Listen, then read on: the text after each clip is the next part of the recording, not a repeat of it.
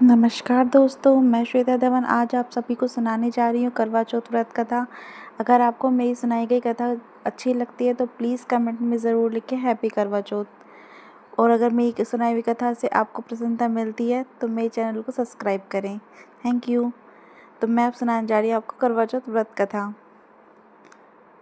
महिलाओं के अखंड सौभाग्य का प्रतीक। करवा चौथ व्रत की कथा कुछ इस प्रकार है। एक साहूकार के 7 लड़के थे और एक लड़की थी। एक बार कार्तिक मास की कृष्ण पक्ष की चतुर्थी तिथि को सेठानी सहित उसकी 7 बहुएं और उसकी बेटी ने भी करवा चौथ का व्रत रखा। रात्रि के समय जब साहूकार के सभी लड़के भोजन करने बैठे तो उन्होंने अपनी बहन से भी भोजन कर लेने को कहा। इस पर बहन ने कहा, भाई अभी चांद नहीं निकला, चांद के निकलने पर उसे अर्घ देकर ही मैं आज भोजन करूंगी। साहूकार के बेटे अपनी बहन से बहुत प्रेम करते थे। उन्होंने अपनी बहन का भूख से व्याकुल चेहरा देखा और बहुत दुख हुआ उनको। साहूकार के बेटे नगर के बाहर चले गए और वहाँ एक पेड़ पर चढ़कर अग्नि जला दी। घर वापस आकर उन्होंने अपनी बहन से कहा, देखो बहन, चांद निकल आया, अब तुम उन्हें अर्घ देकर भोजन ग्रहण करो। साहूकार की बेटी ने अपनी भाभीयों से कहा, देखो चांद निकल आया है, तुम लोग भी अर्घ देकर अपना भोजन कर लो। नंद की बात सुनकर भाभीयों ने कहा, बहन अभी चांद नहीं निकला, तुम्हारे भाई धोखे से अग्नि जलाकर उसके प्रकाश को चांद के रूप में तुम्हें दिखा रहे हैं।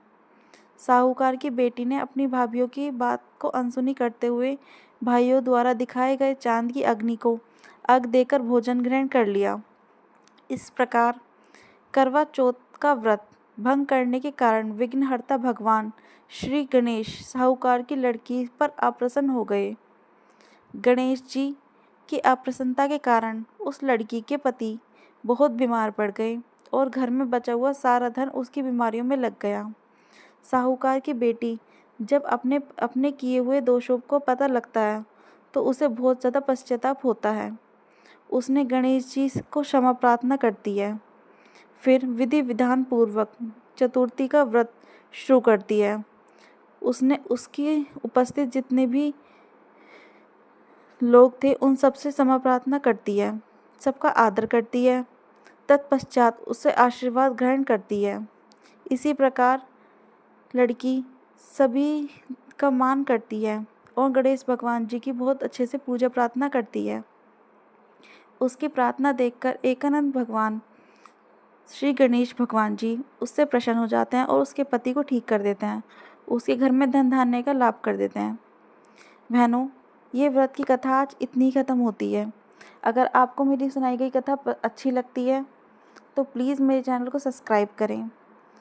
और अगर